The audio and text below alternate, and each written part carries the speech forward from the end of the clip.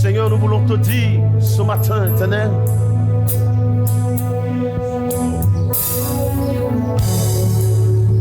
au lieu de savoir que tu es notre Dieu, nous voulons te bénir ce matin, Seigneur, pour la croix. Car la croix constitue le fondement de toutes choses. C'est par elle, Seigneur Dieu des armées, c'est la croix que tu nous as engendrés. Et tu nous as donné le pouvoir de devenir enfants de Dieu. Pour l'éternité, Seigneur Dieu des armées, nous voulons en ce jour t'élever en ce lieu, te dire combien tu es grand, combien tu es bon, Seigneur. Toi seul es digne, Seigneur notre Dieu. Toi seul es digne d'être élevé en ce lieu. Toi seul es digne d'être adoré. Toi seul mérite louange, honneur et gloire, Seigneur Dieu des armées. Nous te disons merci ce matin pour ta présence au milieu de nous, Seigneur. Ô Dieu des armées, d'éternité en éternité, tu restes Dieu. Tes œuvres, Seigneur Dieu, sont grandeur et splendeur. Et ta gloire, Seigneur Dieu des armées, s'élève au-dessus des cieux. La Bible déclare que les cieux et les cieux et les cieux ne peuvent contenir ta gloire, Seigneur, tellement tu es glorieux. À combien plus forte raison, énorme, Seigneur, peut-il contenir ta gloire, Seigneur? Nous voulons ce matin te dire merci. Nous voulons ce matin te bénir pour ton Église. Et nous voulons nous réjouir, Seigneur Dieu des armées, de ta divinité, de ta grandeur, de ta puissance, Seigneur. Car tu es l'alpha et tu es l'oméga, le commencement et la fin de toutes choses, Seigneur. Digne d'être élevé, digne d'être magnifié, digne d'être célébré. Que nos vies ce matin diminuent et que toi tu croisses, Père. Au nom de Jésus-Christ, on reçoit, Seigneur, toute la gloire ce matin. Merci pour la vie de ton peuple. Et merci pour tout ce qui se met en place en ce lieu. Et merci pour tout ce que tu vas faire avec nous ce matin, Père. Merci parce que nous croyons que tu toucheras, Seigneur Dieu, ô Dieu, nos vies ce matin. Ô Dieu Tout-Puissant, nous te prions, envoie, ô Dieu, ce matin ta parole, car la vie est dans ta parole. La Bible dit que tu y as mis ton sceau pour l'éternité. Elle demeure la vérité, elle demeure vraie pour l'éternité, Seigneur. Capable de guérir, capable de transformer, capable de sanctifier, capable de ressusciter, capable d'apporter la vie là où la mort a frappé. Au nom de Jésus. Oh mon Dieu, nous te disons merci ce matin. Au nom de Jésus-Christ, envoie ta parole ce matin et guéris nos cœurs. Au nom de Jésus-Christ Nazareth. Merci pour qui tu es. Merci pour qui tu es, Seigneur Dieu. Au nom de Jésus-Christ, pour nous, tu es le Dieu de l'éternité. Que toute la gloire te revienne maintenant. Dès cet instant, Seigneur, que tout en nous fasse silence et que ton nom seul soit élevé. Au nom de Jésus-Christ. Merci, Seigneur. Au nom de Jésus. Amen, amen, amen. On acclame le Seigneur. On acclame le Seigneur bien-aimé.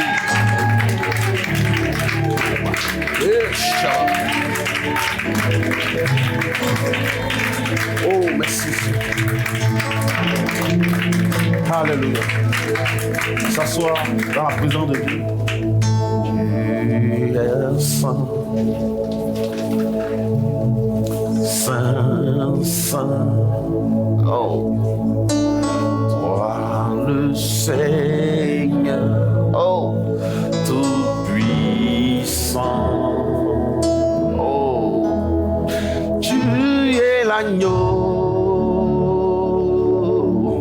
L'agneau de Dieu.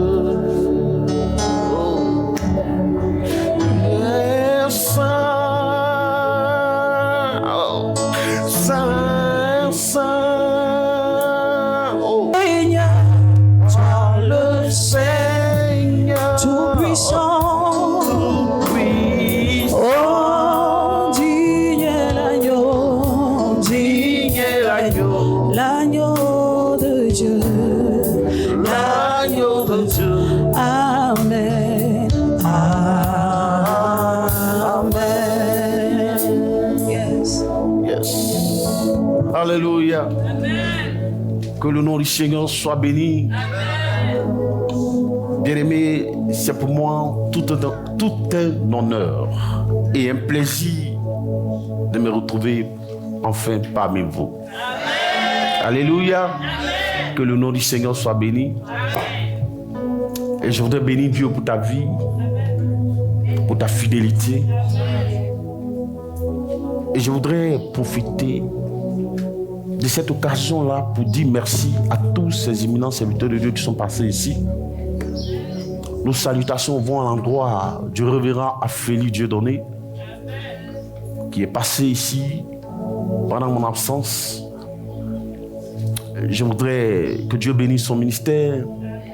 Je voudrais aussi dire merci au pasteur Thiéléo, qui fait beaucoup pour le ministère, qui met à disposition ses filles pour nous soutenir dans la chorale, dans le groupe musical, et qui est passé aussi ici nous abreuver. Je voudrais dire merci également au pasteur Aouré, qui a fait pratiquement un mois ici, 4 dimanches. C'est pas donné. Et que Dieu le bénisse pleinement. Il a un bon dépôt. Amen. Que le Seigneur le bénisse. Ensuite, je voudrais saluer particulièrement le pasteur, l'évangéliste Fatiga Mohamed, qui est un homme d'exception, en ce sens que pour l'œuvre, il est prêt. Parce qu'il ne vit pas en Côte d'Ivoire, il vit au Ghana. Mais il laisse sa famille et il vient ici pendant un mois et même plus. Cela démontre son amour pour le Père.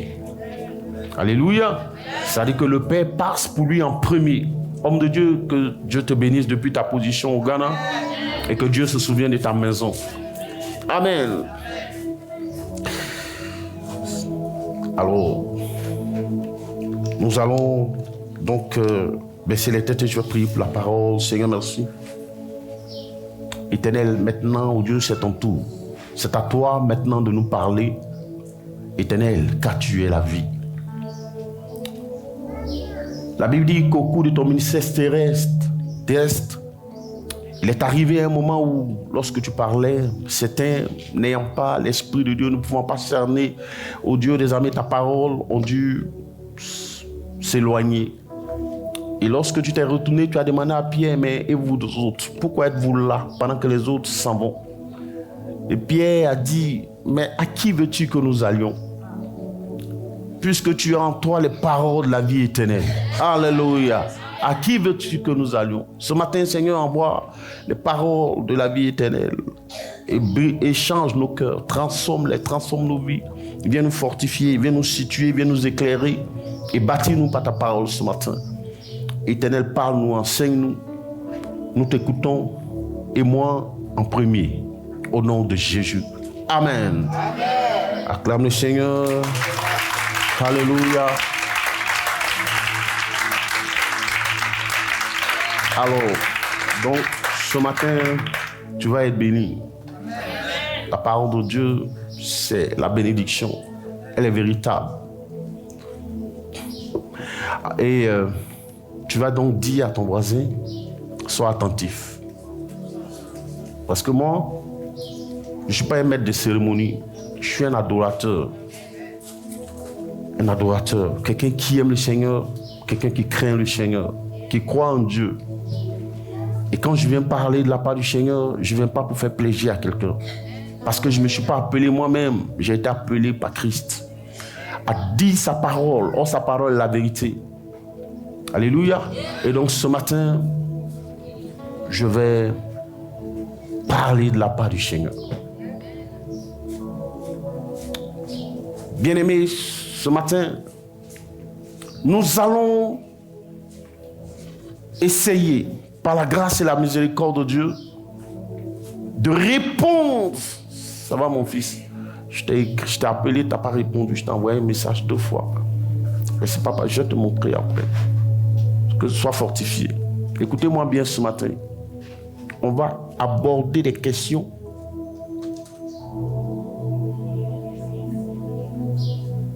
qui sont d'actualité. On va les aborder sans faux fuyant. Écoutez-moi bien, sans faux fuyant.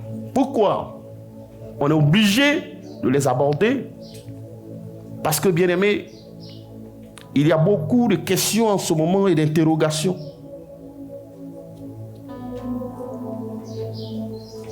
Les gens se posent 1001 questions sur un certain nombre de choses. Et nous, en tant que leaders, nous n'avons pas le choix que de les toucher. Alors, nous allons ouvrir la Bible. Nous n'allons rien dire qui ne soit soutenu par les Écritures. C'est cela. Parce que nous sommes des enfants de Dieu et des serviteurs de Dieu. Nous n'allons pas sortir du cadre de la parole de Dieu.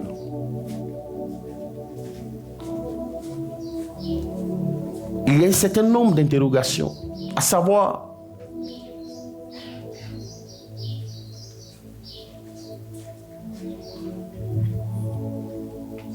que représente aujourd'hui, que représente Christ pour cette génération aujourd'hui? Christ est qui pour toi aujourd'hui? Qu'est-ce qu'il représente pour toi? Surtout après ces événements. Qu'est-ce que Christ représente pour toi? Qu'est-ce que Christ représente pour cette génération? Bien-aimés, au vu de tout ce qui se passe dans le monde, et dans l'église, dans le monde, et particulièrement dans l'église en Afrique et en Côte d'Ivoire. Et il n'y a pas que la Côte d'Ivoire seule, mais surtout en Afrique.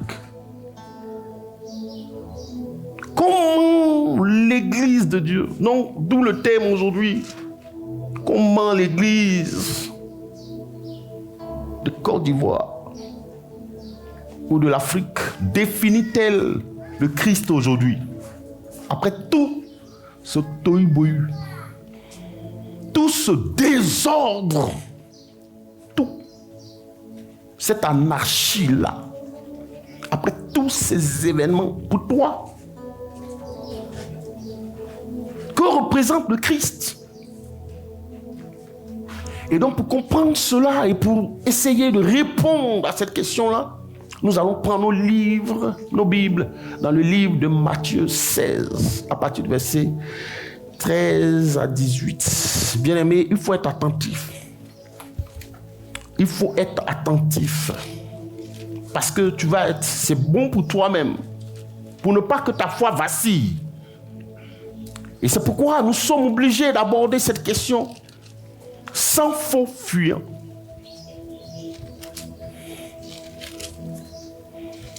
Ok? Donc, Matthieu 16, à partir du verset 13. Jésus, étant arrivé dans le territoire de Césarée de Philippe,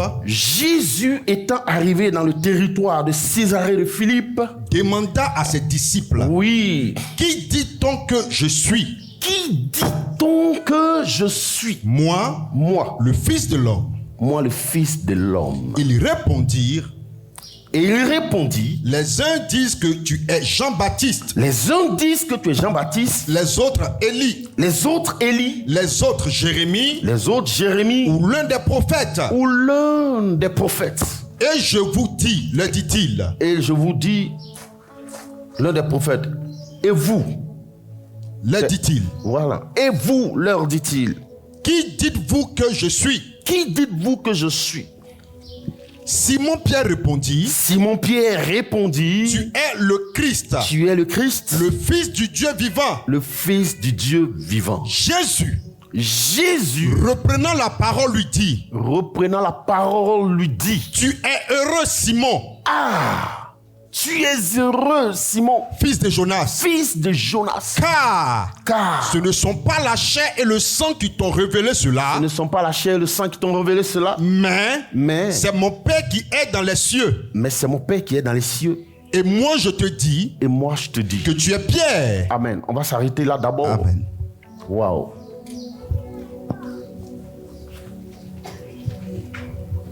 Bien-aimé, la Bible dit que au cours de son ministère terrestre, après la première multiplication de pain, Jésus va arriver à Génézareth où il va avoir de miracles de guérison. C'est-à-dire, il est arrivé là, dans cette ville-là, ce soir-là, on lui a amené tous les malades. Et les gens le suppliaient pour dire que pouvoir toucher son vêtement. Et la Bible dit que tous ceux qui parvenaient à toucher son vêtement étaient guéris. Peu importe leur maladie, peu importe leurs infirmités, ils étaient tous guéris. Aussitôt, automatiquement.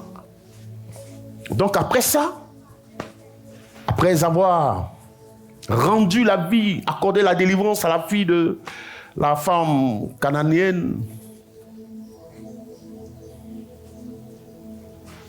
il décide de mettre le voile, de jeter le voile ou l'encre sur Césarée de Philippe.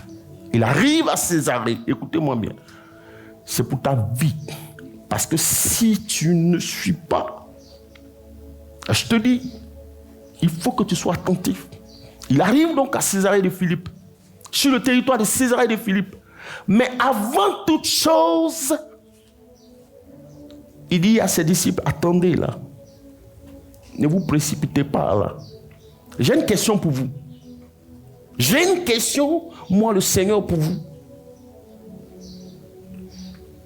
Connaissant les opinions diverses que les gens ont de lui.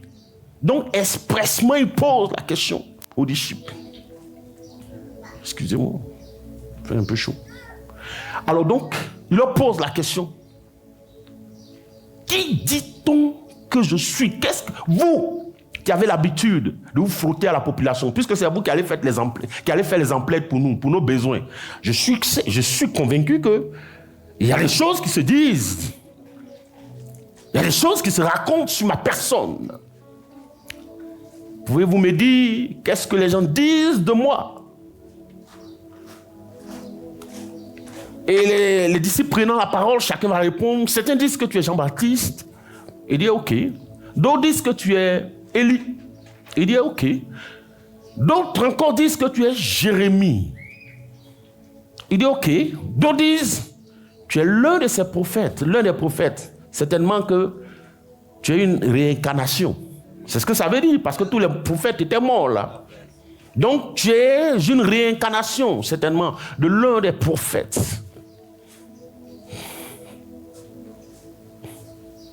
Et Jésus dit, ok. Donc c'est ce que les gens disent, hein? C'est bien ça. Maintenant, et vous,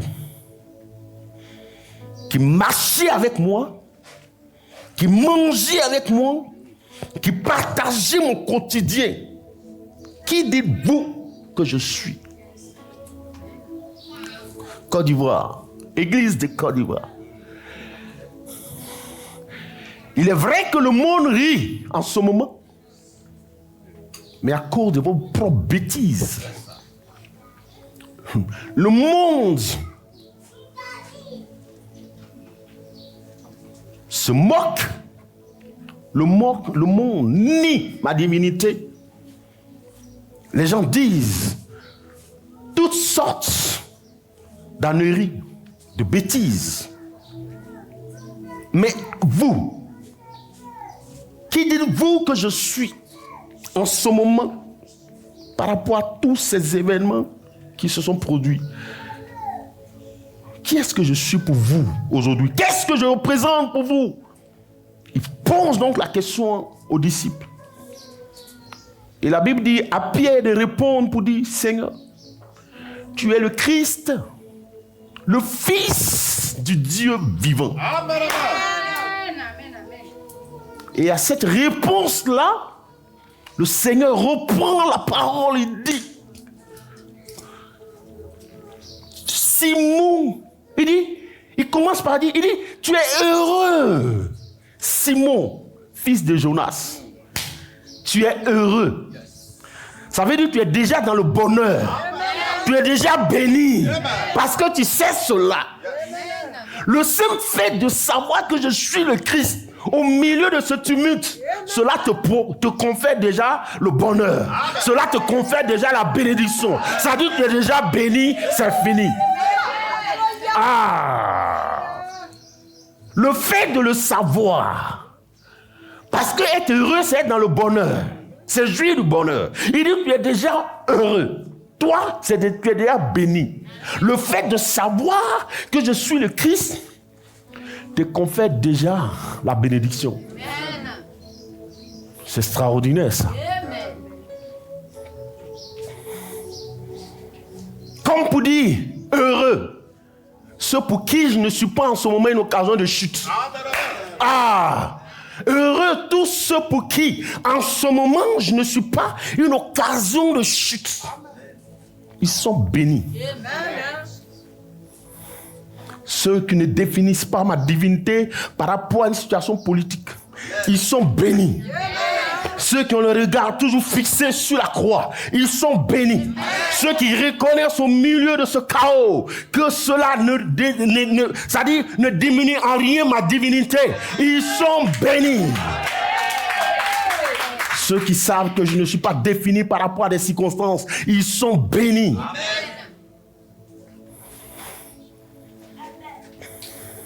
Et il poursuit, il dit, mais tu sais Pierre, tu sais quoi?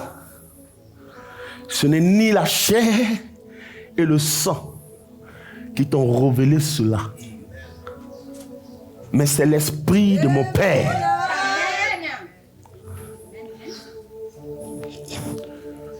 Tu sais pourquoi les gens en ce moment se moquent? Tu sais pourquoi en ce moment ils nient ma divinité? Parce que nul.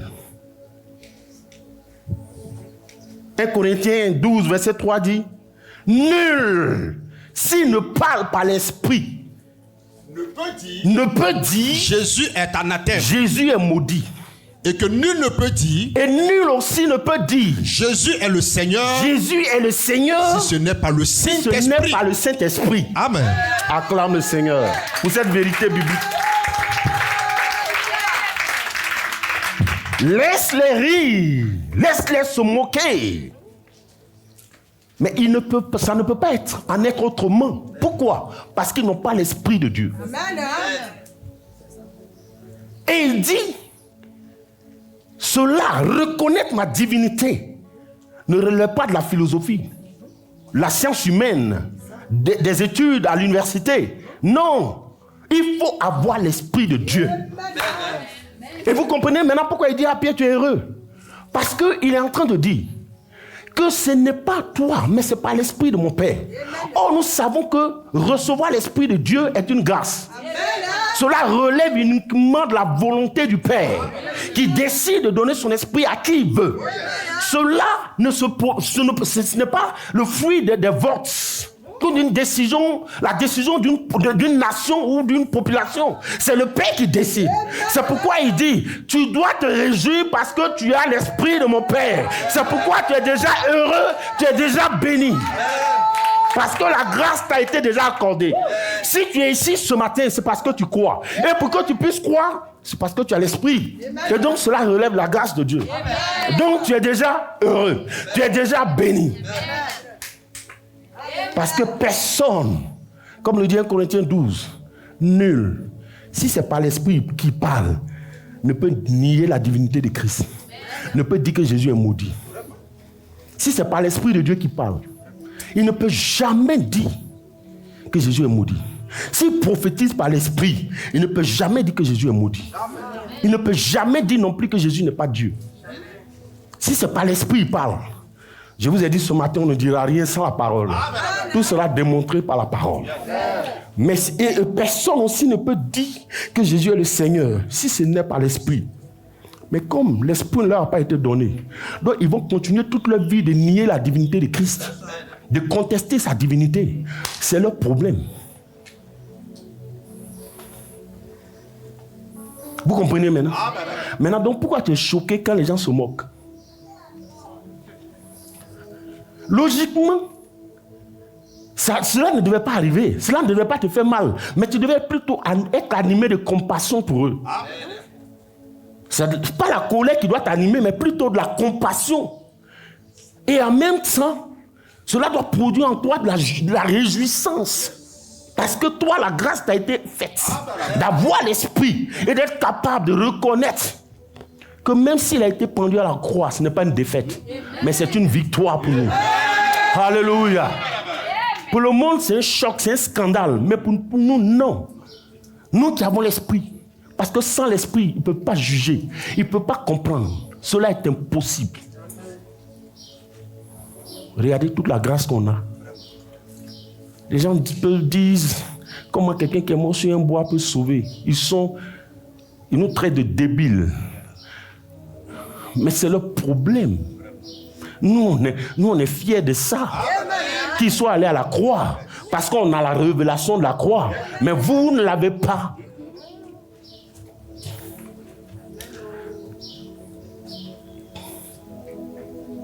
Maintenant, tu sais pourquoi tu es choqué? Tu sais pourquoi tu es choqué? Tu es choqué parce que aujourd'hui, là, il n'y a plus d'enseignement. La Bible a été pliée, rangée dans les placards. La Bible a été pliée et rangée dans les placards. C'est fini, là. Les Écritures. Mais je vais te donner le danger. Je vais te donner le danger que nous courons aujourd'hui. Regardez un peu. Quand Jésus poursuit, continue. Il dit, après tout ça, il dit à Pierre, il dit, je te dis. Et moi, je te dis. Et moi, je te dis. Que tu es Pierre. Que tu es Pierre. Et que sur cette pierre. Et que sur cette pierre. Je bâtirai mon église. Je bâtirai mon église. Et que les portes du séjour des morts. Et les portes du séjour des morts. Ne prévaudront point contre elle. Point contre cette église. Amen, amen. Il dit, je te dis, tu es Pierre. Et sur cette pierre, c'est-à-dire sur cette vérité divine, cette vérité éternelle, je bâtirai mon église et les portes du séjour. Quelle est la vérité? Que Christ est Dieu. Il est le Christ. Et donc sur cette vérité reposera l'église. Et donc aujourd'hui, il a dit, Jésus ne ment pas, que les portes du séjour des morts ne prévaudront point contre son église. Mais comment se fait-il que... Donc ça veut dire que toute église... Donc Christ est la colonne vertébrale. Christ est le cœur. Christ est le fondement. Aucune porte du séjour des morts ne peut prévaloir contre cette église. Si aujourd'hui l'église vacille, c'est parce que l'église ne repose plus sur cette vérité. Mais elle repose. L'église est bâtie sur l'homme de Dieu. L'église est l'image de l'homme de Dieu. Est l'image du prophète. Donc forcément, les portes du séjour des morts vont prévaloir contre elle. Voici la raison. Parce qu'une église qui repose exclusivement sur Christ, aucune porte du séjour des morts ne peut prévaloir contre cette église. Si c'est l'église de Christ, et si elle est bâtie sur cette vérité, tu es le Christ, le Fils du Dieu vivant, sur cette vérité, vous croyez que quoi? Et les gens sont surpris. Ne soyez pas surpris, puisque l'église, c'est toi. C'est ton image qui est prêchée. C'est ta personne qui est prêchée. C'est toi qui mets les calendriers partout. Le Christ n'y est plus. Donc les portes du séjour des morts vont frapper et auront toujours la victoire sur cette église. Qui ne repose non sur Christ, mais sur un homme.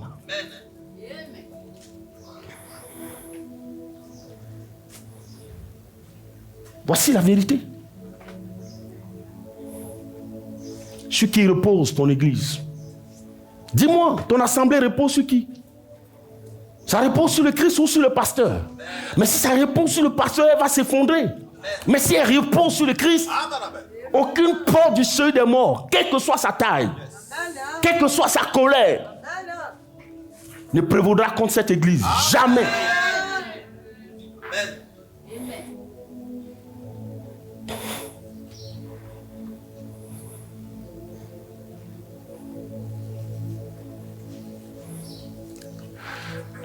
Les gens ont pris que le pasteur est venu, vont revenir.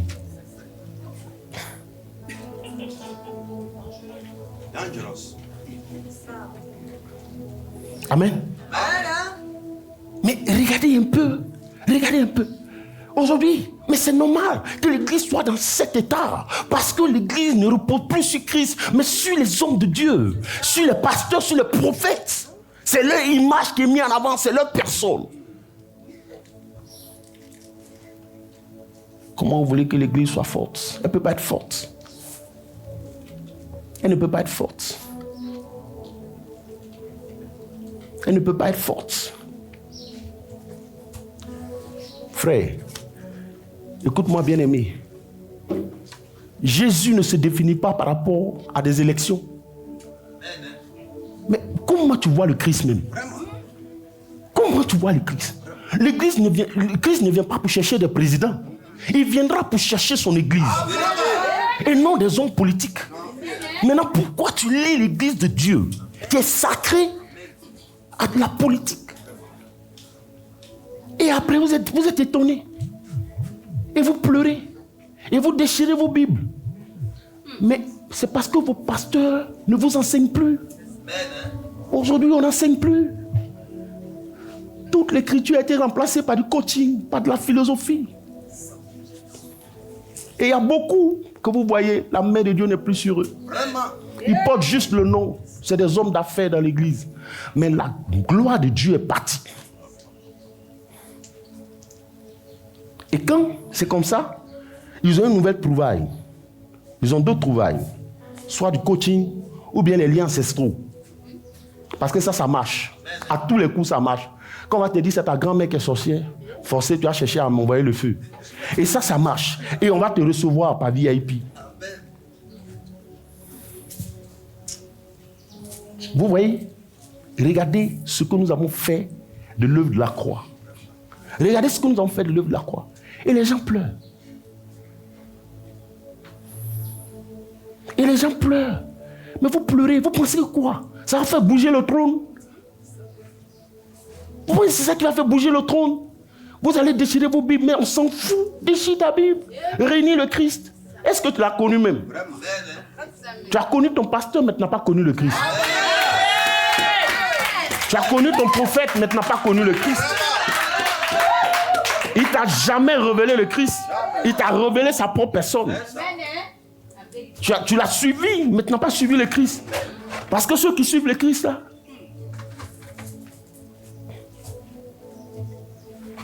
vous jouez. Ceux qui refusent. Nous, là, en notre temps, là, on prie dans la climatisation, on est tranquille. Vous connaissez ce qu'on appelle la persécution? Au temps des apôtres, vous connaissez ce qu'on appelle la persécution? Même en Rome, au début de l'église, mais les chrétiens ont été persécutés. Il y a un empereur romain. Mais ça dit, tout son combat a été orienté contre l'église. Mais, il y a un parmi eux qui s'appelait Tertullien. Vous savez ce qu'il a dit? Ça dit, pendant que les gens égorgeaient les chrétiens, tuaient les chrétiens, vous savez ce qu'il a dit? Ça, c'est quelqu'un qui connaissait le Christ. Il dit à l'empereur, il dit, je te dis, chaque goutte de chrétien que tu vas verser et qui va toucher la terre sera comme une semence qui va produire plusieurs milliers de chrétiens. Si tu veux continuer de tuer, mais chaque goutte de chrétien qui va toucher la terre sera une semence qui va produire des millions de chrétiens. Amen. Ça veut dire que sa foi n'est pas basée sur un homme, mais sur le Christ. Ça veut dire qu'il a vu le Christ. Ça veut dire qu'il connaît le Christ. Mais aujourd'hui, tu es tranquille. Le Seigneur a dit, ma volonté n'est pas votre volonté. Vos pensées ne sont pas mes pensées. Votre volonté n'est pas ma volonté. Pourquoi vous prenez votre volonté pour ma volonté? Aujourd'hui, tu doutes du Christ. Parce que des gens t'ont dit, ils ont égorgé l'Éternel des armées. Mais ils n'ont qu'à nous présenter sa tête. On va aller regarder. Marie a dit, où vous avez mis mon Seigneur? Montrez-moi pour que j'aille le chercher. S'ils ont égorgé l'Éternel des armées, ils n'ont qu'à nous présenter sa tête. Vous savez, là, on va aller prendre. On va aller regarder. Là, nous tous, on va renoncer. Des choses comme ça, là, ça te fait pleurer. Et pour ça, tu réunis ton Christ. C'est une honte à toi. Mais ce n'est pas toi. Mais ce sont tes pasteurs. Là. Les hommes de Dieu modernes. C'est eux. Mais ils pensent qu'ils ont tout le temps devant eux. Ils pensent qu'ils ont tout le temps. Regardez un peu le tollé sur les réseaux sociaux. Moi, je ne regarde même pas. On m'en parle, mais tellement ça me choque. Je me suis surpris. Je me suis surpris en train de pleurer devant le Seigneur comme ça. Parce qu'on m'a fait le point d'une situation. Deux qui sont en train de se battre sur les réseaux. Et ils disent des balivernes. Des choses que je ne peux même pas prononcer de ma bouche. J'étais en train de prier. Je passais tout le temps. Je me suis surpris en train de verser des larmes. Pleurer comme un enfant dans ma chambre. C'est triste. Quand Jésus est rentré à Jérusalem, est-ce qu'il a cherché à savoir qui est le gouverneur? Il allait directement au temple. Vos histoires d'élection, de quoi, mon choix, pas mon choix, on s'en fout. C'est pas pour ça que le Christ est allé à la croix. Il n'est pas venu pour faire des gouverneurs. Vous savez, la situation qui prévaut aujourd'hui, c'est la même chose qu'Israël a connue. Vous savez pourquoi Israël n'a pas cru au Christ? Parce qu'ils étaient soumis, ils étaient sous domination romaine. Et donc, ils étaient sous cette domination, ils étaient assujettis à des impôts, à des taxes diverses. Et donc, quand on leur annonce un roi, la venue de leur roi, ils se disent c'est quelqu'un qui va venir comme David. Il va construire une armée et puis il va aller vaincre l'armée romaine, l'empire romain. Et puis, ils vont être déchargés des impôts. Maintenant, on leur annonce un roi, il vient, il dit, sont à gifler sur la joue gauche, il faut donner la joue droite. Et ça, c'est quel roi, ça? Ça, c'est quel roi, ça? Mais ça, c'est foutaise.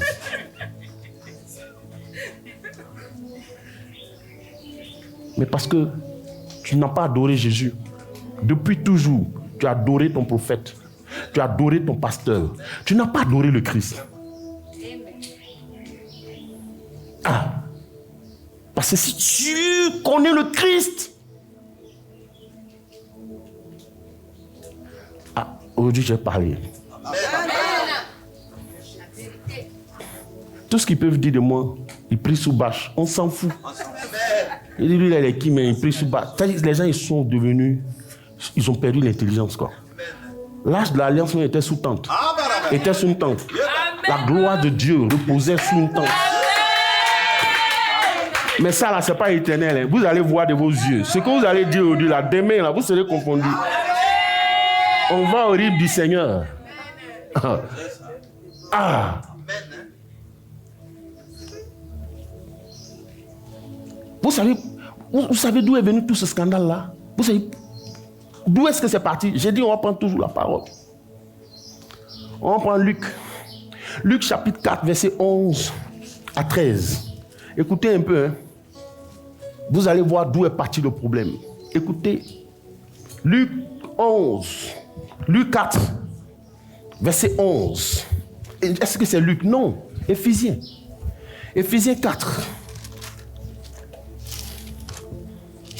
Voici, on va voir quelque chose. Je vous ai dit, on va faire recours à la parole de Dieu aujourd'hui. À partir du verset 11. Et il a donné les uns comme apôtres. Vous comprenez, non?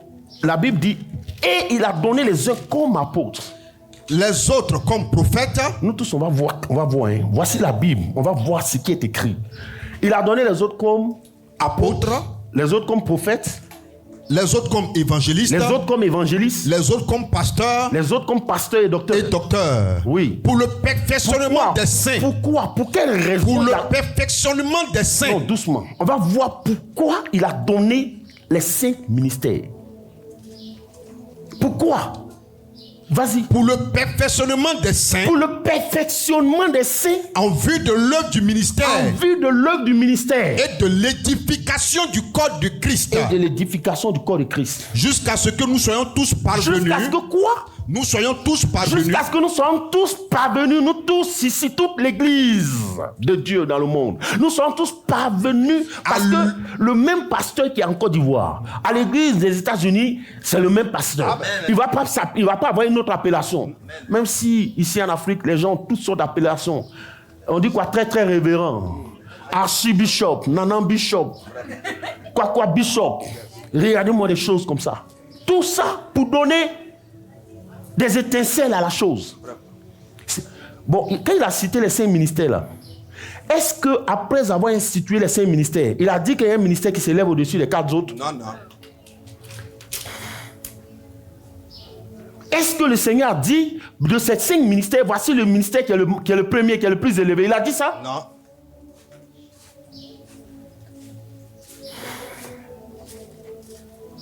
Mais les hommes ont tout fait pour élever un ministère aujourd'hui au-dessus des 4 autres. Mais c'est grave. Vraiment. Moi, je te dis la vérité. Tu cherches bénédiction, non? Si tu ne te refais pas la Bible, tu n'auras rien. Amen. Les gens, tu vas trouver sur toi, sur ton chemin, des marabouts. Qui sont dans la maison de Dieu, qui s'appellent serviteurs de Dieu, qui se font appeler pasteurs et prophètes. Ils vont te conduire en enfer. Parce que Dieu va juger sur la base des Écritures.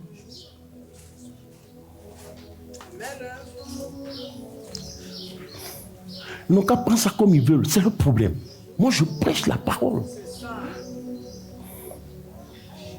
On a oublié de parler parce que nous sommes une famille, une seule. On a un même père. Mais si tu ne veux pas respecter le père, mais c'est ton problème. Mais tu ne lui manques pas de respect. Et tu ne te fous pas du corps. Parce que tu n'es pas le seul dedans. Qui t'a élevé au-dessus des autres? On s'en fout de toi. Apprends à respecter le père. Et ne jette pas le discrédit sur le corps. Les hommes ont tout fait, ils ont élevé un ministère, ils ont pris un ministère, le ministère des prophètes. Ils ont élevé ça au-dessus des 4 autres ministères. La dernière fois, on me rendait un témoignage du genre. Il y a un jeune serviteur de Dieu qui est allé quelque part là. Et puis, on dit non, ne t'assois pas ici, toi tu es qui? Quel est ton titre? Il dit, il est pasteur. Il dit non, ça c'est la place des prophètes.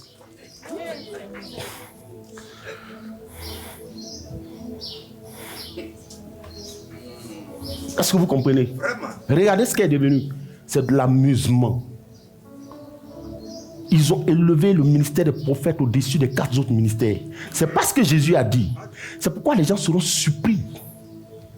Moi, est-ce que le Seigneur là, c'est la rigueur? Chaque jour que Dieu nous donne, comme aujourd'hui là, c'est une occasion de nous repentir et de revenir à lui. C'est ce que les gens ne savent pas. Quand ils se réveillent comme ça, ils sont sur les grands chevaux, remplis d'arrogance. Ils ne savent pas que c'est une grâce qui leur a été faite pour se repentir et de se convertir. Jésus n'a pas élevé un ministère au-dessus des autres parce que nous sommes un corps. Ou alors tu détruis le corps. Mais d'où vient le fait que...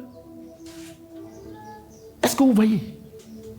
Donc il dit, pour le perfectionnement des saints. Le perfectionnement des saints là, ça ne se fait pas par la prophétie. Ce n'est pas en prophétisant que quelqu'un va être perfectionné. Ce n'est pas en prophétisant que quelqu'un va avoir la foi. Parce que la Bible de la foi vient de ce qu'on entend. Or, ce qu'on entend vient de la parole de Dieu. Mais vous n'enseignez plus la parole de Dieu. Vous prophétisez vous-même. Donc, les gens vont être forts comment? C'est pourquoi quand il y a de tels événements, ils perdent la foi.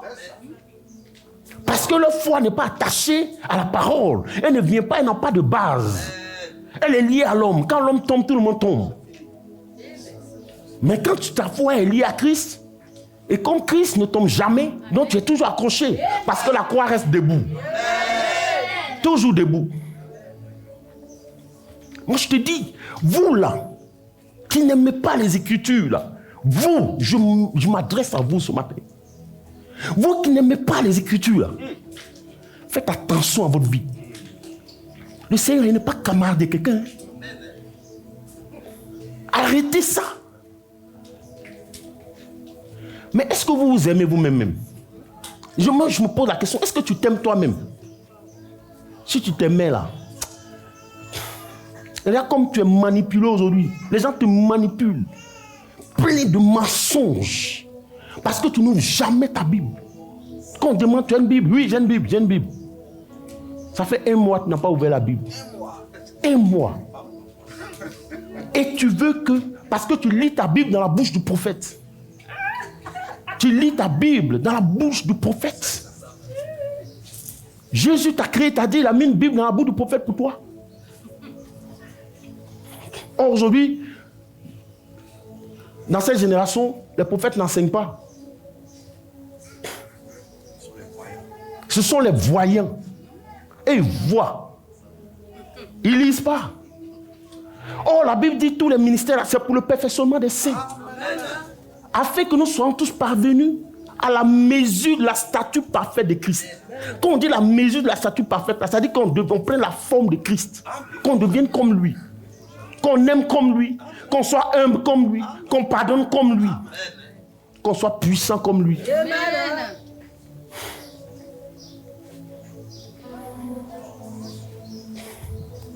Est-ce que vous comprenez? Mais c'est ça le problème. Vous ne revenez pas aux Écritures, mais vous allez périr. Si vous ne revenez pas aux Écritures, parce que ce que Jésus a dit là, c'est éternel. Regardez un peu quand, dans le désert, le diable est venu le tenter. Qu'est-ce qui s'est passé? Il a dit, le diable dit, il est écrit, il dit, il est aussi écrit. Parce que les deux savaient que ce qui est écrit est éternel. Ce qui est écrit là, c'est ça qui est vrai. Ça a reçu le sceau de l'éternité, le sceau de la vérité. Mais vous, aujourd'hui, vous ne voulez plus lire la Bible. Vous ne voulez plus écouter la parole de Dieu, c'est long. Pendant la crise, le Seigneur m'a inspiré, j'ai donné un message, comment prier pour la Côte d'Ivoire.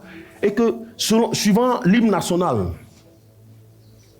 j'ai dit, prions pour que la Côte d'Ivoire soit ce qu'elle est selon l'hymne national. Et qu'on vive tous ensemble, qu'on vive en communauté.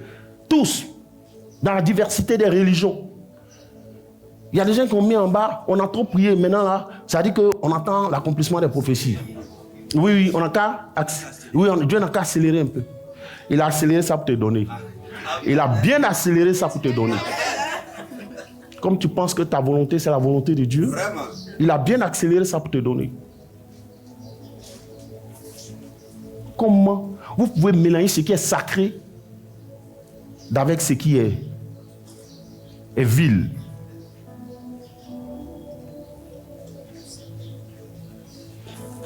Regardez l'état de l'église aujourd'hui. Il faut prendre Proverbe 1. Proverbe 1, il faut lire à partir jusqu'au verset 4, je crois. Il faut lire Proverbe 1. Ça ne faisait pas partie des textes, mais Proverbe chapitre 1. Il faut lire. Vous allez voir quelque chose, ce que la parole de Dieu apporte. Écoutez bien, le discernement dont on parle, vous allez voir, écoutez.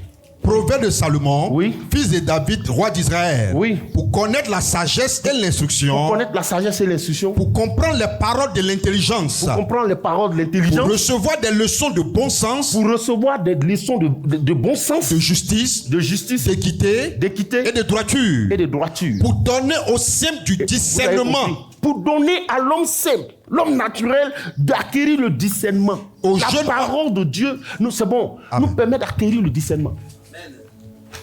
Le discernement. Attends. Le ministère des prophètes fait partie des 5 ministères. Et je suis très respectueux des prophètes, de leur ministère. Mais les vrais, ceux qui ont les regards fixés sur Christ. Parce que, vous savez, il y a un serviteur de Dieu, un prophète que je respecte beaucoup, en Côte d'Ivoire ici, qui ne me connaît pas, hein. Il ne me connaît même pas, il ne connaît même pas mon existence. Le prophète Hassan Kipré. Non, chaque fois qu'il fait un poste, je suis respectueux, je commente. Parce que tu sens la maturité. Homme de Dieu, que Dieu te bénisse de là où tu es. Il ne me connaît même pas, je ne le connais pas. Mais quand il fait un poste, c'est empreint de sagesse, de maturité. Quand il parle d'un sujet, quand tu lis ses postes, tu es satisfait. La Bible dit la profondeur appelle la profondeur. J'aime bien cet homme. Parce qu'il est posé. Non, il est très posé. Que Dieu le bénisse. Il ne sort pas comme ça parce qu'il faut sortir. Mais quand il sort, quand il fait un poste, ça dit c'est empreint de sagesse, de maturité. Il dit des choses vraies. Tu sens que, ça dit c'est quelqu'un qui est cultivé. Il a pris le temps d'étudier.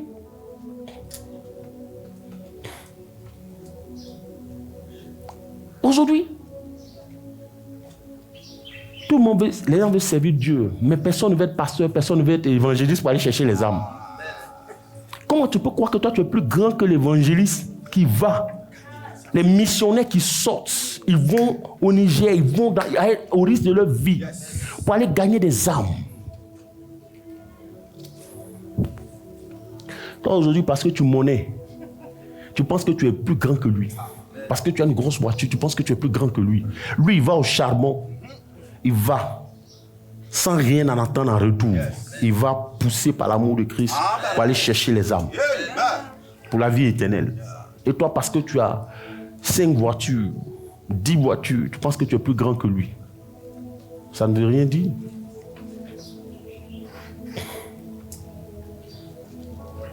La Bible dit qu'il donne le discernement. Je te donne un exemple, ça va choquer. Mais que ça choque. Ça va choquer.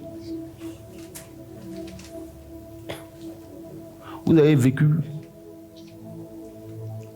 J'étais pasteur dans une église avant d'être ici. Et puis il y avait un acheteur dans mon église là. C'est lui qui m'a dit, pasteur, il y a une prophétie en ce moment là. Tu es au courant, non? J'ai dit non. En 2011. Hein. Et puis, il dit non, pas ça. C'est comme ça qu'il parle. Pas ça, pas ça. Ah, t'es pas. J'ai dit non. Donc il dit, je vais t'envoyer ça sur une clé. Et puis il m'a envoyé. Quand on est parti, c'est pour ça que je vous dis de revenir aux Écritures. Je précise, je suis respectueux du ministère des prophètes parce que ça fait partie des 5 ministères. Mais je ne suis pas respectueux du désordre. Vraiment. Auquel on assiste, c'est ce que je dis. Donc je vous respecte, serviteurs de Dieu. Vous qui êtes véritables. Et il me dit, il me donne la clé. Écoutez, vous allez voir.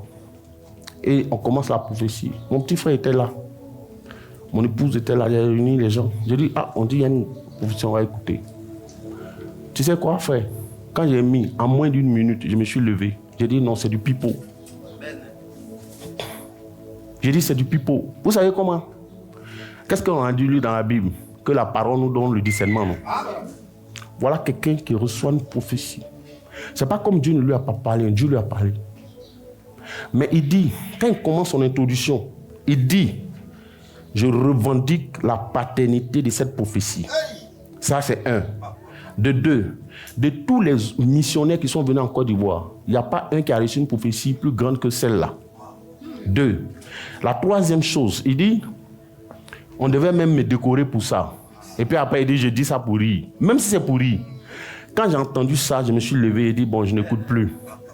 Parce que je sais, selon les Écritures, que Dieu n'est pas dans l'orgueil. Puisque tu réclames la paternité, donc Dieu n'est plus le Père. Donc il y a longtemps, il est sorti dedans. Donc il t'a livré. C'est pourquoi il faut aimer la parole. Je n'ai pas perdu mon temps. Si vous voulez aller réécouter, allez réécouter. Comment je vais m'asseoir pour écouter ça? Alors que dès le départ, j'ai discerné que ça là, c'est quelqu'un qui dit on doit le décorer pour ça. Dieu n'est plus dedans. Amen. Il y a longtemps, il est parti. Tout le monde cherche le ministère des prophètes. Mais vous savez, il y a un piège. Le piège, c'est que les gens demandent la nature de Dieu. Ils veulent la puissance.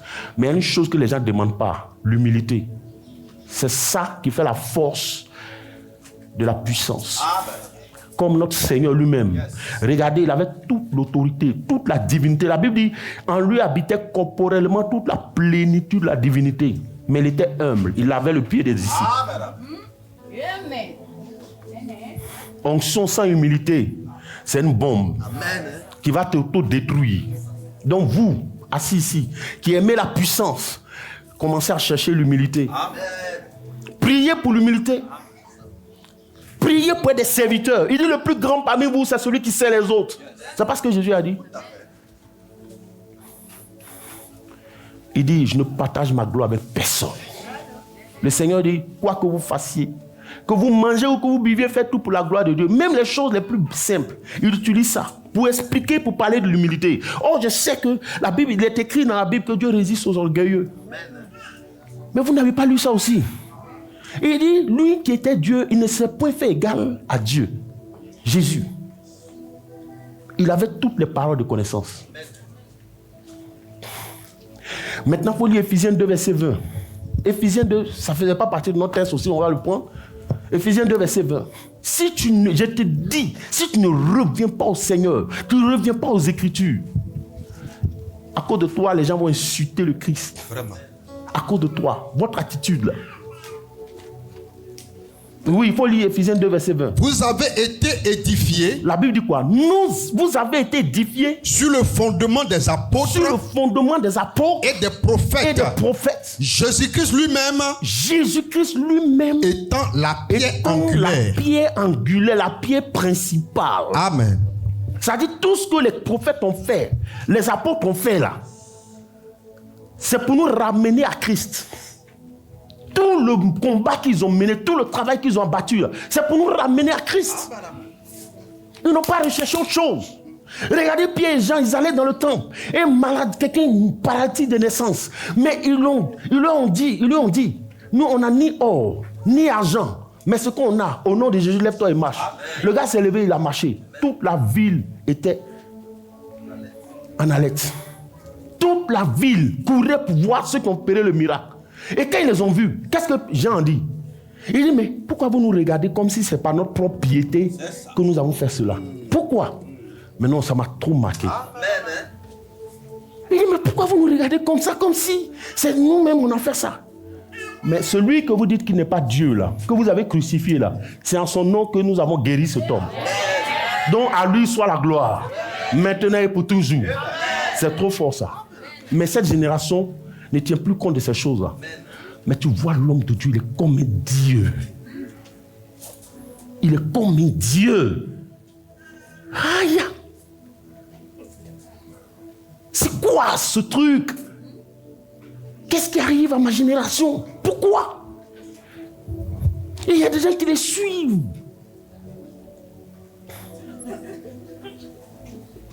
Non, il y a des gens qui les suivent. Jusqu'à ce qu'ils tous ils tombent dans le gouffre. Et que la terre se referme sur eux. Pourquoi vous faites ça? C'est quoi ça?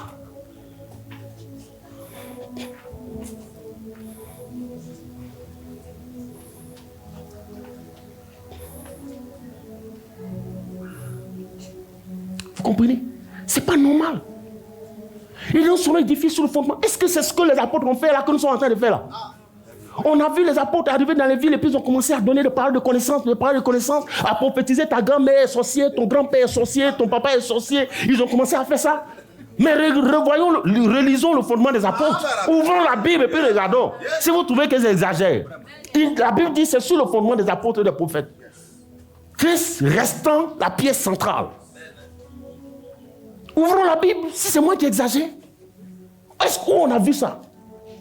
On me disait, le pasteur Philippe me disait qu'il lisait un livre, il y a un serviteur de Dieu qui est parti, et puis Dieu lui a fait la grâce de revenir. Il dit quand il est arrivé au ciel, il a vu l'apôtre Paul. Vous savez ce que l'apôtre Paul a dit? Il dit, mais vous là même là, c'est quoi vous êtes en train de faire en bas là-bas? C'est quoi vous faites là-bas là? C'est quoi ça là? Ça, c'est ce qu'on vous a montré là? C'est ce qu'on vous a appris là? Il dit, mais ça c'est pas, c'est quoi vous faites? C'est quoi ce désordre? Les gens sont obligés au lieu de fabriquer des tuniques pour rendre la chose belle, porter des croix, c'est-à-dire qu'ils marchent comme ça.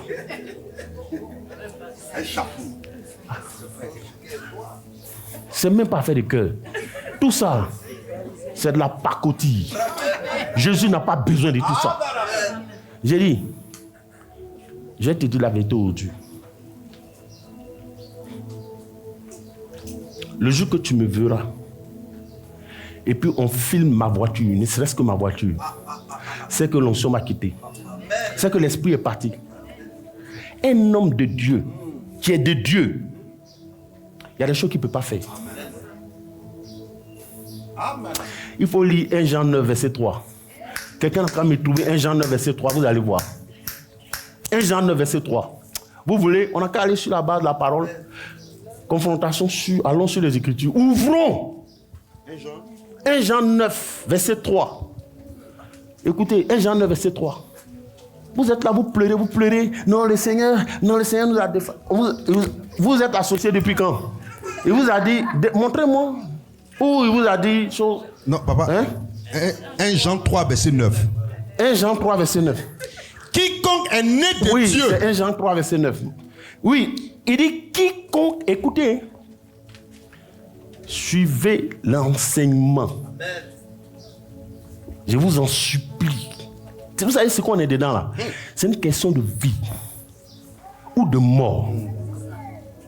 Donc tu ne peux pas jouer quand tu viens à l'église ici, là, ici à la Beauvois là. Nous, on sait Dieu. On ne vient pas ici pour autre chose. Parce que si c'est pour autre chose là, moi Pierre, il ne viendrait pas ici. Donc je vous dis, là comme il transpire. Mais quand je suis chez moi, il ne transpire pas. Je ne transpire pas. C'est moi-même qui fais du sport pour transpirer. Sinon, j'aime m'asseoir quelque part comme ça, et puis je ne transpire pas. Mais je suis fier de transpirer en ce moment pour le Christ. Pour jouer. Nous, on n'est pas venu dans le Seigneur là pour quoi que ce soit, hein, pour de l'argent ou bien quoi que ce soit. On sait où on prend l'argent. Nous, on connaît. Christ nous a appelés vrai. Parce que c'est pour l'argent, on n'est pas venu ici. Hein.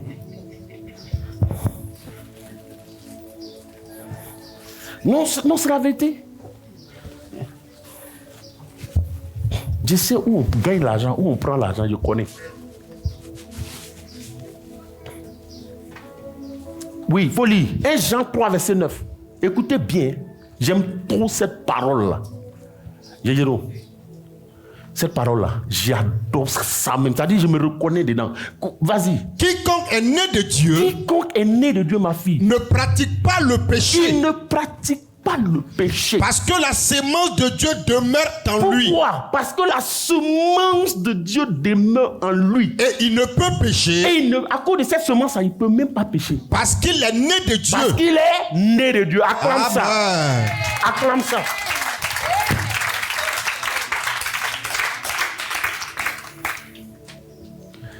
Mais voici la vérité, Ngora. C'est là où on reconnaît si tu es né de Dieu ou pas. Parce que toi qui es dans la pratique du péché, là, tu prends ta bouche, tu dis tu es pasteur. Tu dis des instants. Non, mais ce n'est pas possible. Des choses que moi-même je ne peux pas prononcer jamais dans ma bouche, jamais. Ça dit, même si je veux dire ce que tu dis là, je ne peux pas répéter. Je n'ai pas la force à cause de la semence de Dieu qui est en moi. La semence, ça dit que j'aime trop la semence de Christ en moi. Non, cette semence-là, elle est agréable. Ma fille, j'aime trop ça, cette parole-là. Toujours, quand je suis seul en chambre, je dis au Seigneur, je lui dis, tu vois, non, tu as mis ta semence en moi.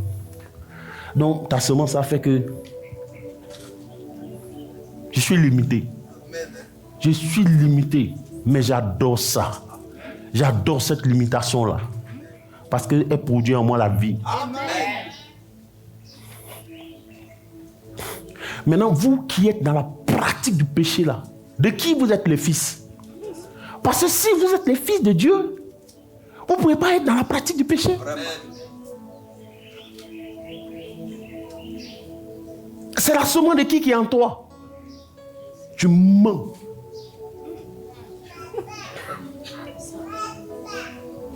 On sait que le père du mensonge, c'est le diable. De qui es-tu le fils? Parce que tous les jours, tu es dedans, dans le péché. Tu n'as même pas de remords. C'est la semence de qui est en toi. Il faut nous dire ça aujourd'hui, on va écouter, on va comprendre. Regardez aujourd'hui, ça s'insulte des pasteurs, des hommes de Dieu. Des gens qui se disent père, c'est nous honte. Vous êtes père de qui même? Vous n'êtes pas père de quelqu'un ici. Un père, là, il est respectable. Il mérite le respect. Chacun vient, il dit voilà ce que l'autre a fait. Voilà ce que l'autre a fait. Tu écoutes des choses quand tu as envie, tu as la nausée. C'est dégoûtant. Taisez-vous un peu. C'est quoi votre problème? La Bible dit quand vous avez des problèmes en interne là, c'est sur les places publiques que vous allez aller régler. Mais ceux qui se disent père, qui aiment porter le nom de père là, mais c'est le moment de convoquer des assises. Et puis les gens disent rien. Ils aiment être appelés père. Et puis ils voient tout ça. Mais convoquer des assises. Au temps des apôtres, ils ont convoqué des assises à Jérusalem. Et puis ils ont réglé les problèmes. Mais où sont les pères même? C'est juste père pour aller à la présidence. Pour dire que c'est moi qui suis le père. Mais il y a le feu dans la maison. Où sont passés les pères? Ils sont où?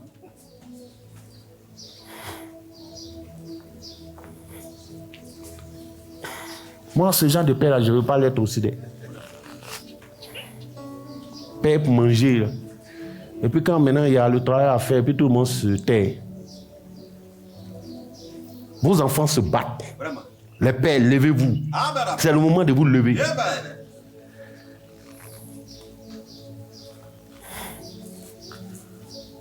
il y a un groupe qui dit on va sévir.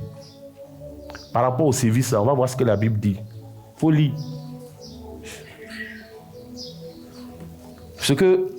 On va voir aussi ce que la Bible dit par rapport à ça. En Matthieu, regardez, non, mais oui, il faut lire ça. Matthieu 13, versets 24 à 30.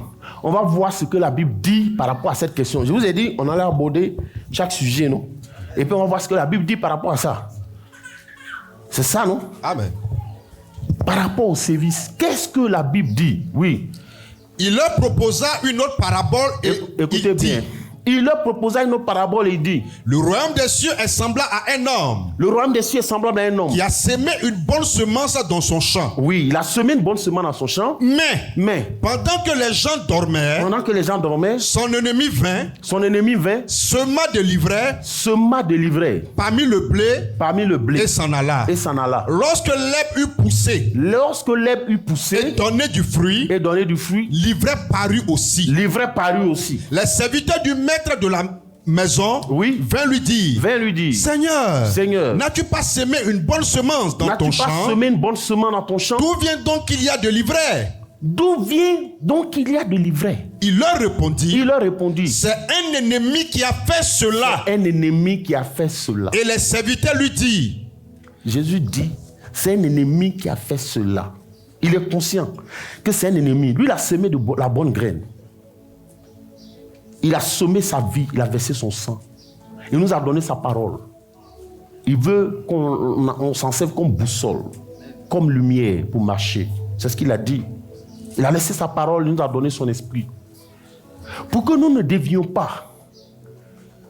Mais l'ennemi a suscité des infiltrés dans le corps. C'est ça. Et qu'est-ce qu'ils disent? Et les serviteurs lui dirent, veux-tu que nous allions l'arracher? Non. Arracher l'ivraie? Qu'est-ce que le Seigneur répond? Non. Dit-il. De peur qu'en arrachant l'ivraie, vous ne déraciniez en même temps le blé. Laissez croître ensemble l'un et l'autre. Jusqu'à la moisson. Et à l'époque de la moisson, je dirais au moissonneur, arrachez d'abord l'ivraie, liez-la en gerbe, pour la brûler au feu. Mais amassez le blé dans mon grenier. Amen. Non. Acclame la parole du Seigneur. Donc, quand on finit de lire ça, la question qu'on pose à ceux qui veulent sévir: qui vous envoie sévir? C'est vous qui êtes les propriétaires des champs? Qui vous a établi pour sévir? Parce que si c'est le maître des champs, là, lui il dit donc de ne pas sévir, de laisser croître. Parce qu'il a annoncé la moisson. Et forcément le jour de la moisson viendra. Parce qu'en allant sévir, c'est la volonté de qui tu fais? Est-ce que c'est la volonté du Père ou bien c'est la volonté des hommes? Est-ce que c'est parce que tu veux plaire à Dieu ou bien aux hommes? Mais c'est la Bible qui tranche, c'est pas moi. Hein. Si tu dis que tu es serviteur de Dieu, Dieu ne t'a pas donné de bâton pour sévir. Il dit de laisser croître les deux ensemble au temps de la moisson. Maintenant, qui t'envoie?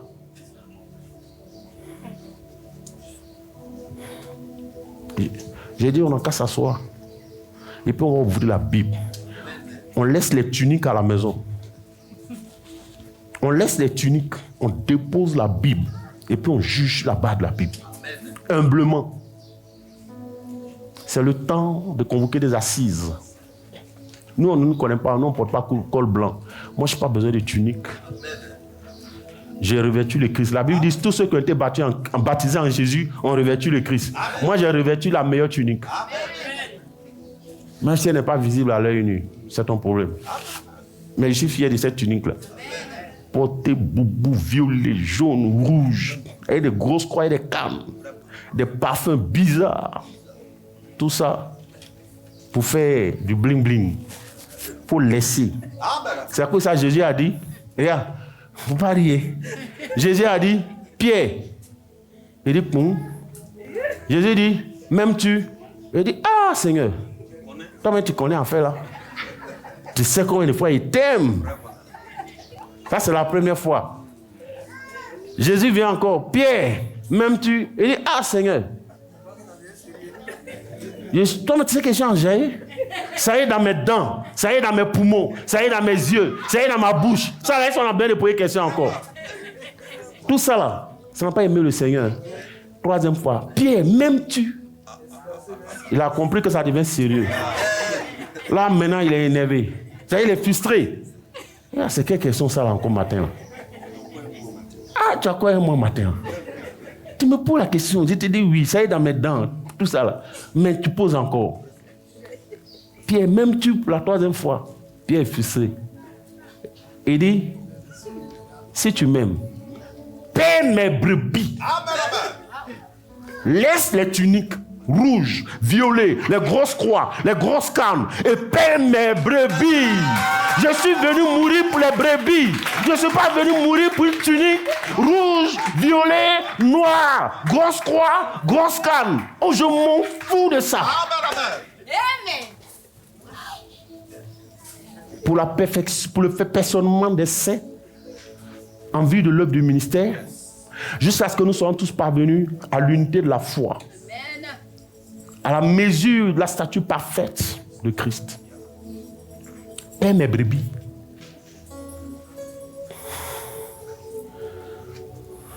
Paie mes brebis.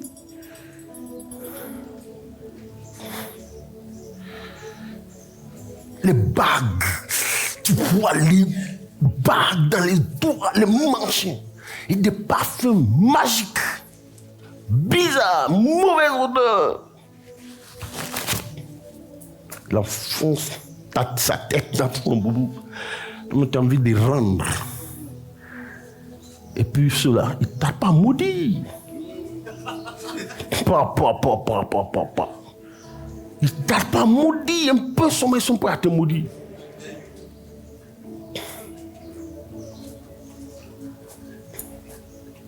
Si tu ne reviens pas aux Écritures, tu n'auras rien. Voilà ce qui arrive. Voilà ce qui arrive à la Côte d'Ivoire. Voilà ce qui est arrivé à l'Église.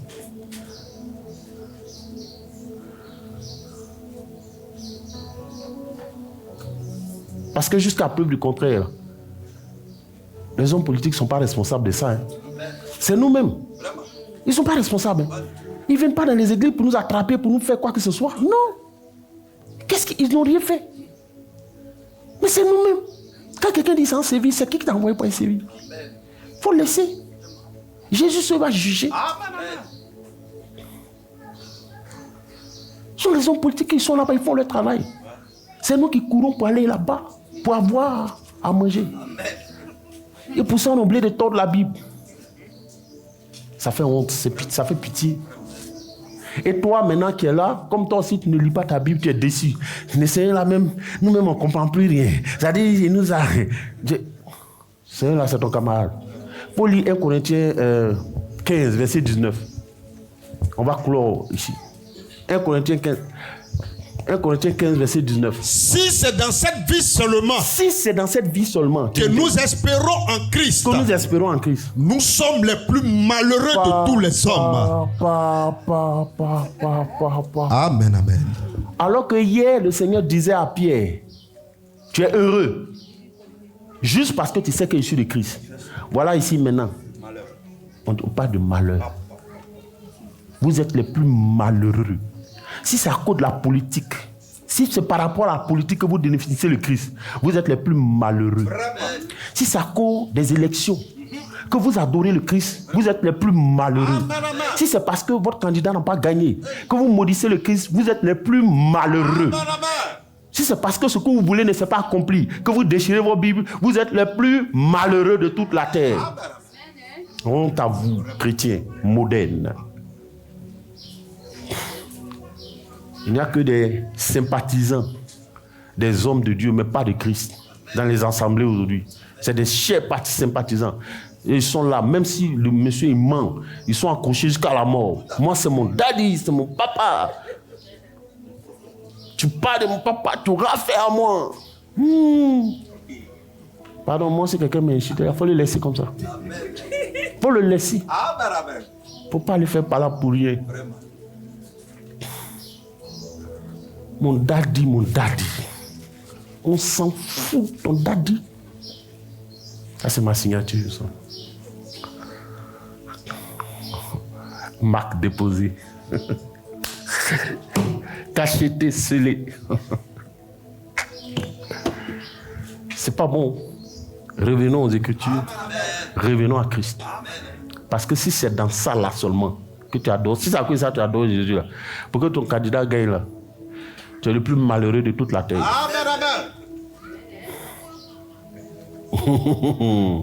Mais c'est vrai parce que aujourd'hui là, on définit Christ par rapport à ces événements, à ces choses là.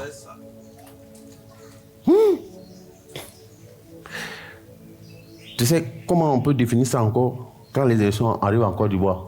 On peut appeler ça la foi des prophéties. C'est-à-dire chacun, c'est une course quoi. Chacun, qui va dire et puis ça va arriver. Imagine quelqu'un a dit, c'est arrivé une fois. Il a dit 2 fois, c'est arrivé. Tout le monde est comme ça. On dit, va parler tel jour. 3 fois. Si demain, 4e fois, il dit tout le monde, matin à 6h, vous mettez nu, vous rampez, tout le monde a rampé. Mais est-ce que c'est écrit dans la Bible? Non. Jésus a été oublié. Désormais, c'est lui qui est Jésus. Il y a longtemps qu'il s'est parti. Il est sorti de là-dedans. Il faut faire attention. Le Seigneur dit de ne pas négliger les prophéties. Mais il dit de l'analyser. Il dit d'analyser. Oh, on analyse à quoi? À la lumière de la parole. Mais comme toi, tu ne connais pas les Écritures et tu n'ouvres jamais ta Bible. Donc toi, tu avales tout bloc. Comme toi, une femme qui est mariée. Moi, j'ai vécu ça. L'église où j'étais avant. Il y a une soeur, une jolie soeur. Elle est mariée. Elle rencontre un prophète. Par la convoitise, il convoitait la soeur. Il dit, le monsieur avec qui tu es marié, ils ont eu 3 enfants. Il dit, c'est pas ton mari. Toi-même, tu n'es pas intelligent. Quand c'est arrivé devant moi, j'ai dit, mais c'est quoi ton problème? Bon, maintenant, un prophète qui dit ça, toi, tu n'es pas assez intelligent pour savoir ce que dit la Bible. Par rapport à lui, sa prophétie qu'il t'a donnée. Que cet homme avec qui tu as des enfants, vous devez marier légalement, ce n'est pas ton mari. Là. Tu n'es pas assez intelligent pour savoir qu'il est écrit dans la Bible que l'on ne sépare pas ce que Dieu a joint. C'est fini. Voilà comment on analyse. Donc ça, là, ça ne vient pas de Dieu. Et puis c'est tout.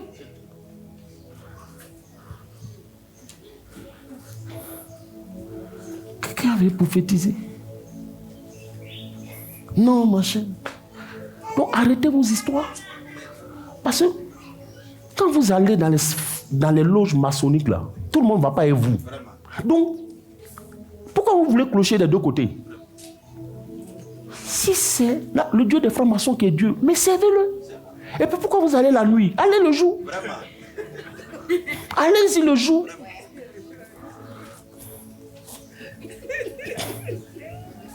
Quand vous enseignez tout votre groupe musical, là, tout le monde ne fait pas la même chose. Donc pourquoi vous venez maintenant, vous voulez emmerder les gens? C'est quoi votre problème? Arrêtez un peu. Quand dans une famille, on sait, on met on entend manger. Si tu es rassasié, tu te lèves. Parce que les autres ne sont pas encore rassasiés. Nous, on n'est pas encore rassasiés. Donc il ne faut pas cracher dedans. Si tu craches dedans, on va te dire. Il ne faut pas en parler sous prétexte que... Il faut insulter. Christ, on l'a insulté. Moi, tu vas m'insulter. Moi, je ne suis pas gros. Tu vas m'insulter, ça va faire quoi? Je m'en fous. Ils n'ont qu'à écrire tout ce qu'ils veulent. Ils n'ont qu'à dire tout ce qu'ils veulent. Je m'en fous. Si vous êtes correct, on ne va pas parler. Parce que vous salissez le corps. Donc, on va parler. Arrêtez. Le Seigneur vous dira, il vous a dit non. Il vous dira, vous aurez eu votre héritage sur terre. Tout ce que vous faites pour plaire aux hommes là. Sachez que votre héritage, vous l'avez déjà reçu sur la terre.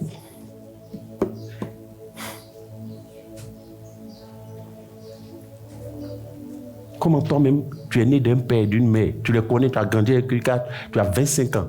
Et puis quelqu'un prophétise pour dire que ce ne sont pas tes parents. Et puis toi aussi, tu crois.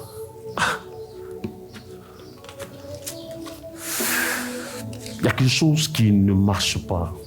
Église, je vous en supplie par les compassions de Dieu. Ce matin, on va prier. Donc si tu te poses des questions, si tu définis Christ par rapport aux événements là, c'est que tu es le plus malheureux de toute la terre. Quoi? Des gens déchirent la Bible, les gens sont déçus. Il faut déchirer. C'est ta Bible que tu as déchirée. Voici pour moi, ça est dans ma main ici. C'est ton problème. C'est ton salut là, que tu viens de déchirer comme ça, au vu au-dessus de tous. Tu as déchiré ton salut, comme Saül a déchiré sa royauté en déchirant la robe de Samuel. Parce que tu sais, c'est important, il faut être humble. Dieu aime l'humilité. Dieu aime l'humilité. Et le discernement. Et le discernement. Les temps sont en train de finir.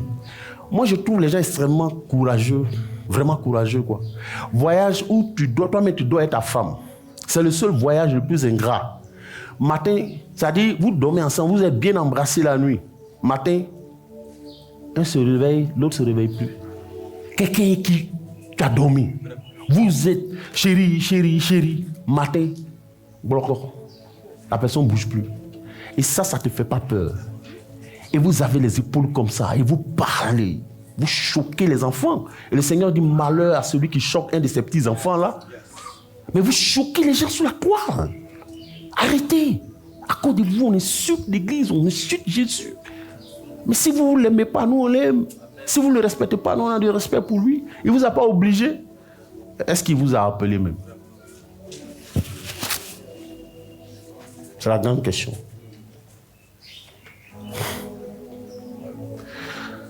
Amen. Amen. Mais ne t'inquiète pas. Hein. Élie était confronté à cette situation. Et il a dit au Seigneur, ils ont tué tous les prophètes. Je suis resté le seul. Et il cherche à m'ôter la vie. Jésus lui a dit, ne t'inquiète pas. Je me suis mis en réserve, à part 7000 autres prophètes qui n'ont jamais fléchi les genoux devant Baal et qui ne l'ont jamais embrassé. Amen. Il y a un reste dans ce pays. Il y a encore un reste. Il y a un reste. Des gens sincères, intègres, qui aiment le Seigneur, qui craignent Dieu. Et je crois que tu fais partie de ceux-là. Amen. Alléluia. Garde le bon dépôt. Moi, ici à la Beauvoir, je ne veux pas voir un musicien qui se tresse. Un musicien qui se tresse, qui a des bouts d'oreilles. Je vais tirer l'oreille là. Je ne veux pas voir ça. Reste faux. Pas. Non. Nous ici, là, on est là pour servir Dieu. Si tu es chaud, tu es tellement moderne, je ne sais pas qui tu es. Est-ce que la semence de Dieu en toi? Quand la semence de Dieu en toi, il y a des choses que tu ne peux pas faire. Ça se tresse, ça fait des choses. C'est quoi? On n'a pas besoin de ça ici. Si tu veux, il ne faut pas venir chanter ici. On s'en fout. Ma fille est là. J'ai mes 2 filles, elles sont là. Leur voix là, ça suffit. Mais oui. Nous, là, oui, nous, ça nous... Mais si, ici, moi, je n'accepterai jamais quelqu'un qui se tresse, qui a les persils ou quoi. Hein? Quand la semence de Dieu en toi, les losses, quand la semence de Dieu en toi, tu es transformé. Mais pourquoi toi, tu n'es pas transformé? Tu as un pied dans le monde, un pied dedans. Ça ne marche pas ici. Tu restes dehors. On va taper les mains, on va chanter. Il est bon de louer Dieu, alléluia. Il est bon de louer Dieu, alléluia. Il est bon de louer Dieu. Acclame le Seigneur. On va louer Dieu comme ça, avec nos mains.